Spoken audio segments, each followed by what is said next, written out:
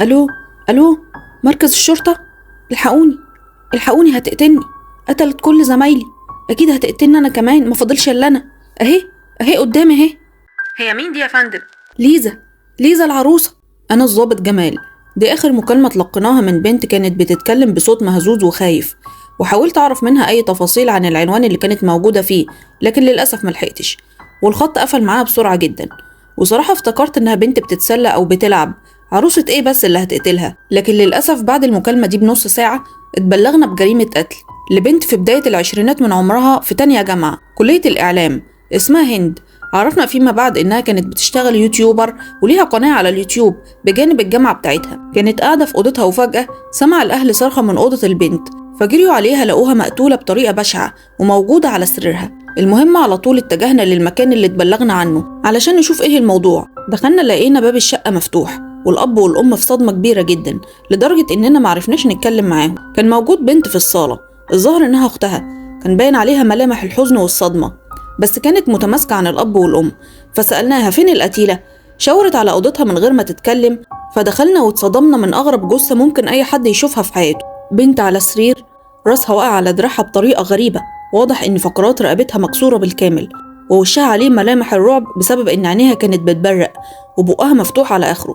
ده غير الجروح اللي في جسمها اللي كانت مالية السرير دم، والجروح دي كانت متخيطة بخيط أحمر بشكل دقيق جدا. ولقينا كمان سكينة الجثة كانت ماسكاها بإيديها وكان عليها دم، مما أثار شكنا في البداية إنها هي اللي تكون عورت نفسها كده. بس لا لا لا، في حد يأذي نفسه بالشكل ده وليه؟ الغريب كمان إن الأوضة بتاعتها كانت مرتبة جدا، ما كانش فيه أثر لأي خناق أو مقاومة، حتى السرير بتاعها كان مرتب ومشدود. أكيد الموضوع ليه أبعاد كتير هنكتشفها إن شاء الله. بعد ما فريق البحث الجنائي خلص تفتيش الأوضة، ادوني كشف بالأدلة اللي لقوها في مسرح الجريمة، واللي ما كانش مكتوب فيه حاجة تثير الشك. كل حاجة كانت مرتبة، مفيش آثار لحد كان موجود في الأوضة غير أهل البنت، والشباك كمان كان سليم وكان مقفول من جوه بإحكام، يعني محدش دخل أو خرج من الأوضة غير أهلها، أو محدش كسره مثلا عشان يدخل لغرض السرقة أو القتل. وكان على مكتبها أدوات التصوير والموبايل واللابتوب بتوعها. الموضوع كان محير جدا. المهم خرجنا كلنا من الأوضة وقررت إن استفسر من أختها عن إيه اللي حصل، يمكن تعرف حاجة توصلنا لحاجة في القضية دي. البنت كانت في حالة شرود وسرحان من الصدمة، بس وضعها كان أهون من الأب والأم. فقعدت جنبها على الكنبة في الصالة، بس برضو كانت شاردة جدا لدرجة إنها حتى ما التفتتش تشوف مين اللي قاعد جنبها. فبدأت أتكلم وقلت لها لو سمحتي ممكن أسألك شوية أسئلة؟ فأخيرا بصيت لي وقالت اتفضل. قلت لها ممكن تعرفيني أكتر عن أختك وخصوصا في الفترة الأخيرة، ولو عندك أي معلومة عنها حتى لو مش مهم من وجهة نظرك فهي ممكن تساعدنا جدا في القضية. هزت راسها بالموافقة وابتدت تتكلم وقالت هند كانت بنت شقية وفرفوشة وبتحب الضحك والهزار والحركة، عمري ما شفتها مكتئبة أو حزينة غير في الفترة الأخيرة، وخصوصا بعد ما رجعت من سكن الطالبات في المدينة الجامعية بسبب انتحار صاحبتها في الغرفة في حمام السكن. ومن بعد اللي حصل ده وهي اتغيرت 180 درجة، اتحولت لواحدة مكتئبة وحزينة وشاردة، وحتى ما كانتش بتتكلم معانا أو بترد علينا حتى لو حاولنا نكلمها. كانت دايما منعزلة في أوضتها ومش بتخرج كتير خالص. كنا عذرينها في الأول بسبب الظروف اللي تعرضت لها في السكن وموت صاحبتها، لكن يوم بعد يوم حالتها كانت بتسوء أكتر وأكتر، وساعات كنا بنسمع صريخها في الأوضة فبنجري عليها ونلاقيها منهارة في العياط، ولما نسألها إيه اللي حصل تقول مفيش، بس حلمت بكابوس مزعج شوية. ولحد النهارده ماما قالت لي اروح اشوفها في الاوضه واطمن عليها واشوفها لو محتاجه اكل ولا شرب. ففعلا رحت ولقيتها بتصور فيديو، وقالت لي محدش يدخل عليها عشان هي بتصور. ففرحت جدا وقلت اخيرا بدات ترجع لحياتها من تاني وهتطلع من حاله الاكتئاب اللي هي فيها. والنهارده وهي قاعده في اوضتها كالعاده واحنا في الصاله بدات تصرخ بشكل هستيري، وطبعا كلنا اتفجعنا وجرينا على الاوضه. بابا حاول يفتح الباب بس ما كانش راضي يفتح، وفي الآخر بابا قرر يكسره، وللأسف لما دخلنا شفنا المنظر اللي حضراتكم شفتوه ده. بعد ما خلصت كلام مع ميار أخت الضحية كان وصل الإسعاف عشان ياخدوا الجثة للمستشفى عشان تتعرض على الطب الشرعي، وفعلا خدوها وأنا عزيت الأهل ومشيت. بعد يومين من الحادثة خبط عليا العسكري محي عشان يسلمني التقارير النهائية للمعمل الجنائي ومعاهم تقرير الطب الشرعي. أول حاجة عملتها فتحت التقرير المعمل الجنائي واللي يثبت إن مفيش أي بصمات غير بتاعة الضحية وأهلها في مسرح الجريمة، بمعنى آخر إن مفيش حد كان في مسرح الجريمة غير البنت وأهلها، أو ممكن يكون كان في حد بس الحد ده كان حريص إنه ما يسيبش ليه أي بصمات. وكل حاجة تانية كانت في التقرير ما كانتش غريبة عن اللي شفته وأنا هناك. زي إن الغرفة كانت مرتبة ومفيش أي دليل يوحي إن كان في صراع أو مقاومة بين القاتل والضحية. بعد كده بدأت أقرأ في تقرير الطب الشرعي اللي كان فيه أول حاجة سبب الوفاة وهو كسر في فقرات الرقبة، وكان موجود كمان تجمعات دموية على جسم القتيلة مما يدل على نقل الجثة بعد ما اتقتلت. وتالت حاجة الجروح العميقة اللي كانت مالية جسمها، اللي أثبت الطب الشرعي إن الضحية اتطعنت بالسكينة اللي كانت ماسكاها بس بعد ما ماتت، مما يعني إن في حد هو اللي عمل كده بعد ما قتل البنت وبعدين حط السكينة في إيديها. والغريب إن كل ده حصل بدون مقاومة الضحية وكمان بدون تخدير، مما يعني إنها كانت مستسلمة للقاتل وما بتتحركش وواعية بكل حاجة. وفي وسط كل التقارير كان في أقوال الجيران اللي شهدوا إن مفيش حد غريب لفت نظرهم داخل أو طالع من العمارة. قضية غريبة فعلا. رميت الملف وولعت سجارة وأنا بفكر في القضية اللي مش باين لها ملامح دي، هيكون عفريت يعني اللي قتلها؟ وفي لحظة كده جه في بالي قناة اليوتيوب بتاعتها. طلعت اللاب ودورت على القناة ولقيتها فعلا، لكني اتفاجئت بالمحتوى بتاعها. كنت مفكره محتوى تقليدي عادي، لكن عمري ما تخيلت اللي شفته. طلعت ورقة وبدأت أكتب ملاحظاتي عن القناة واللي كانت عن تحديات مرعبة واكتشاف أماكن مهجورة. بعد ما اتفرجت على معظم الفيديوهات تقريبا كانت كلها عبارة عن لايفات بتتحدى فيها المتابعين بتوعها إنها تكتشف معاهم الأماكن المهجورة والمرعبة في نظرهم وتشوفها معاهم إذا كانت مرعبة فعلا ولا لأ. بعد ما خلصت حسيت إن الموضوع فيه نسبة خطورة بس عادي يعني مش لدرجة القتل. وبعد مضي ساعة قدام قناتها برضو ما طلعتش حتى بخيط واحد يدلني عن أي حاجة، وحسيت في الآخر إني وصلت الحيطة سد. دخل العسكري مرة تانية والمرة دي كان معاه صندوق فيه بعض الأدلة زي الموبايل واللاب بتاعها وأدوات التصوير وهكذا يعني. أول ما شفت الموبايل بتاع البنت افتكرت أختها لما قالت لي إنها كانت بتصور فيديو آخر مرة شافتها فيها، ففكرت وقلت أكيد الفيديو الأخير ده ممكن يوصلني بأي حاجة، وعلى طول أخدت الموبايل ووصلته باللاب بتاعي وقعدت أقلب في الفيديوهات. لقيت معظمها اتفرجت عليه في القناة لغاية ما صادفني آخر فيديوهين متسجلين، واحد بعنوان اللعب مع العالم الآخر وده كان في تاريخ يوم 20/2، والتاني بعنوان أنا أسفة. فتحت الملاحظات بتاعتي ودورت على تاريخ وفاة زميلتها في السكن اللي أختها بتقول إن من ساعتها وهند متغيرة ومرجعتش لطبيعتها من ساعة الوفاة. لقيته بتاريخ 21، يعني بعد تسجيل الفيديو بيوم واحد. ففتحت الفيديو اللي متسجل بعنوان اللعب مع العالم الآخر اللي هو قبل وفاة زميلتها بيوم واحد. مساء الخير، معاكم هند ودي القناة بتاعتي، وزي ما انتم متعودين مني اننا بنكتشف مع بعض الاماكن الغريبة والمهجورة. النهاردة جايلكم بتحدي جديد وغريب متأكدة ان محدش جربه قبل كده، والتحدي ده اسمه استغماية مع العالم الآخر. اتحدتني قناة 3X رعب اننا نعمله، لكن انتوا عارفين طبعا ان هند ومتابعينها ما بيخافوش من اي حاجة، مش كده ولا ايه؟ التحدي ده هيتكون من مجموعة من الافراد، فهعمله انا وزمايلي في السكن. ثواني هعرفكم عليهم. وبعد كده قلبت الكاميرا وبدأت تعرف زمايلها. أول حد معانا في اللعبة ريم، وبعد كده نغم، وأخيرا يسرى. حطت هند الموبايل على ستاند على ترابيزة قدام زمايلها وراحت وقفت جنبهم وكملت وقالت طبعا ريم ونغم ويسرى عارفين اللعبة وشروطها وموافقين عليها، فاضل إن أشرحها لكم انتوا. وجابت من جنبها عروسة وقالت احنا هنلعب استغماية مع العروسة دي. طبعا جه في بالكوا ازاي؟ هقول لكم، احنا هنحضر روح، والروح دي هتلبس العروسة وبعد كده هتلعب معانا. رعب مش كده؟ بس احنا طبعا ما بنخافش، مش كده يا بنات؟ بصت لزمايلها وفي لحظة حماس وافقوها كلهم، والتفتت تاني للكاميرا وبدأت تتكلم. أول حاجة احنا هنطلع الحشو اللي في العروسة دي وهنحط بداله رز ومعاه شعراية من كل واحدة فينا عشان الروح تعرف ان احنا اللي بنلعب معاها. وبعد كده هنخيطها بخيط أحمر سميك وهنلف باقي الخيط حواليها، وبعد كده هنروح نحطها في بانيو ونملاه مية. قعدوا كلهم على الأرض حوالين العروسة بشكل دائري. مسكت نغم العروسة وابتدت تفتح ظهرها بمقص وتفضي اللي جواها، وبعد كده ريم أخدت العروسة من نغم وبدأت تملاها بالرز. وبعد كده قالت هند ودلوقتي كل واحدة فينا هتقطع من شعرها شعراية وهتحطها في العروسة. بدأت هند وقصت أول شعراية من شعرها وادت المقص بعد كده الريم ومر عليهم لغاية ما وصل ليسرى.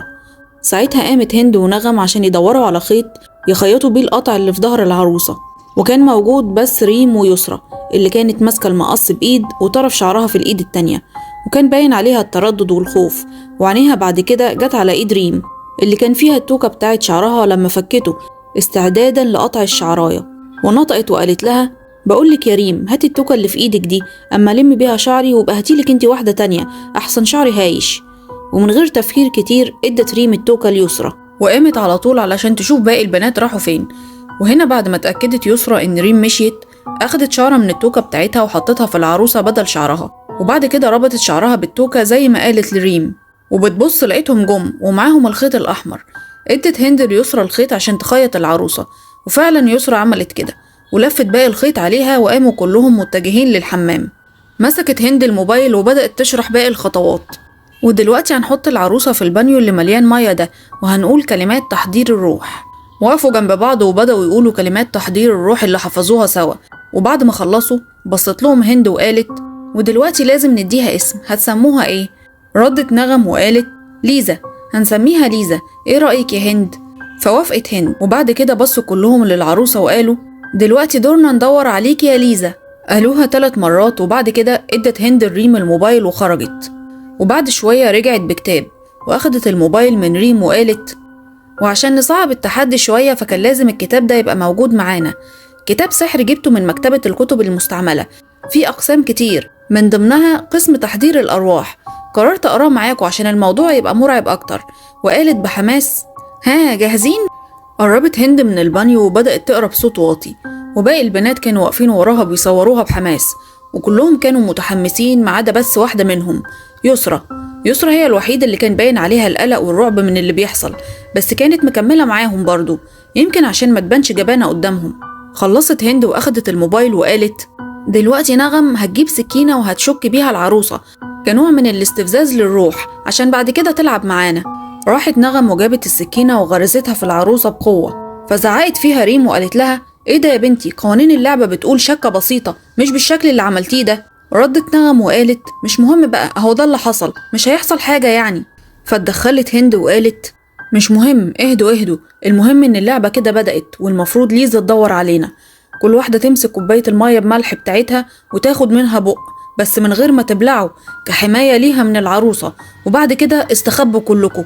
طفوا الأنوار وشربوا كلهم بق المية، وابتدوا يتحركوا في اتجاه الأوضة بتاعتهم. راحوا كلهم ما عدا هند، اتجهت للتلفزيون في الصالة وولعته على قناة، وقالت في الكاميرا: أنا ولعت التلفزيون عشان لو فعلا ليزا حضرت التلفزيون هيتشفر والقناة هتروح، وبكده نعرف إننا ماشيين صح وناخد بالنا منها. استخبوا كلهم وعدى شوية وقت من غير أي صوت، وفجأة موبايل يسرا رن، واللي بسببه ريم اتخضت وبلعت المية اللي ببقها، واللي تسبب لها إحساس بالقيء، وبسبب كده اتحركت بسرعة من مكانها وجريت على الحمام.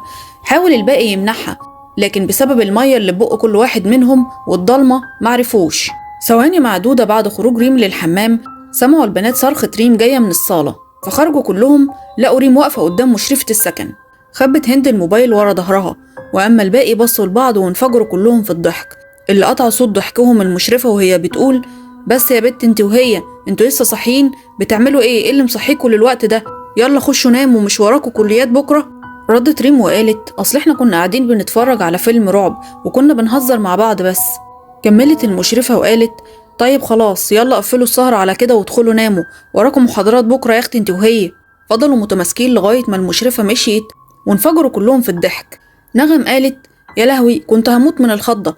ردت ريم وقالت: ولا أنا لما طلعت ولقيتها واقفة في الضلمة. وبصت نغم لهند وقالت لها: الظاهر الموضوع بتاعك طلع في شنك يا هند، التحضير أرواح قال احنا آخرنا نحضر الغدا. وكملوا ضحك، وفي الآخر قرروا إنهم يدخلوا يناموا، ومشيوا كلهم باتجاه الأوضة ما عدا هند. فبصت لها ريم وقالت: مش هتدخلي تنامي ولا إيه؟ قالت لها: لا مش دلوقتي، هقفل الفيديو بس وحصلكم. وبعد ما البنات دخلوا ناموا فتحت هند الفيديو وقالت: زي ما انتوا شفتوا شكلنا حضرنا المشرفة بدل الروح. وضحكت وكملت: وهنا يكون انتهى الفيديو بتاعنا، أشوفكم في تحدي جديد. لو حد عنده فكرة لتحدي مرعب جديد ياريت يشاركنا بيه في الكومنتات. سلام. وقفلت الفيديو على كده. طلعت ورقة علشان أكتب ملاحظاتي على الفيديو، وكانت أول حاجة التلفزيون. لما دخلت المشرفة عليهم خبت هند الموبايل ورا ظهرها، فجت كاميرا الموبايل على شاشة التلفزيون اللي كان فيه حاجة غريبة جدا مش عارف ازاي ما أخدوش بالهم منها، وهو إن قنوات التلفزيون كانت بتقلب ورا بعضها بصورة سريعة جدا، وفي الآخر اتشفر. ولما خرجت المشرفة رجعت القناة اللي هند كانت جايباها في الأول تاني. دي الحاجة اللي لفتت نظري، وخصوصا إن هند قالت إن من قواعد اللعبة إن لو الروح موجودة التلفزيون هيتشفر، فممكن يكون فعلا ده معناه كده إنهم نجحوا في تحضير الروح وإنها كانت موجودة. دورت على ملف موت ريم صاحبة هند وقريته من أوله لآخره، من ملف التقرير الجنائي، تحليل مسرح الجريمة والطب الشرعي، وأخيرا أقوال الشهود، وكتبت كل الملاحظات اللي لفتت نظري. أول حاجة، ما كانش فيه أي أثر لأي حد غريب دخل أو طلع السكن، وحتى أوضة البنات اللي كانوا نايمين فيها. ثانيا، المكان كان هادي ومرتب، مفيش أي آثار لأي عنف أو مقاومة، الشبابيك والبيبان كانت مقفولة من جوه كويس جدا، وما كانش فيه أي حاجة مكسورة. والنقطة الأغرب هي أقوال الشهود. المشرفة قالت إنها سابت السكن قبل الحادثة بيوم بالظبط، يوم 20 الصبح، عشان كانت بنتها تعبانة وراحت تقعد معاها. واللي أكد على كلامها بواب السكن لما وصته إنه يخلي باله من البنات أثناء غيابها، وكمان سكان عمارة المشرفة وجيرانها اللي أكدوا إنهم شافوها داخل العمارة بتاعتها. معنى كده إنها ما كانتش موجودة أثناء تصوير هند للفيديو بتاعها. غريبة، أمال مين اللي ظهرت في الفيديو دي؟ وبالنسبة لأقوال زمايلها في السكن، بيقولوا إن الأمور كانت طبيعية جدا، وإنهم ما سمعوش أي أصوات لأي حد وهم نايمين. الأكثر غرابة بقى إن ريم غرقت في مية بملح في البانيو، وكانت ملوحتها عالية جدا لدرجة إن جثة ريم كانت طافية عليها. وأخيرا اتقفلت التحقيقات على إنها حالة انتحار. بس لو هي كده فعلا، ليه ريم هتحط كل كمية الملح دي في المية قبل ما تنتحر؟ أو لو حتى حد قتلها، ليه هيحط كمية الملح دي؟ غريبة فعلا. أسئلة كتير بدأت تدور في دماغي، وما كانش ليها أي تفسير علمي مقنع. معقول تكون اللعبة هي السبب في اللي حصل ده؟ لعبة إيه بس وتخاريف إيه؟ قعدت أفكر شوية، ولما ما وصلتش لحاجة قررت أفتح الفيديو التاني اللي بعنوان أنا أسفة.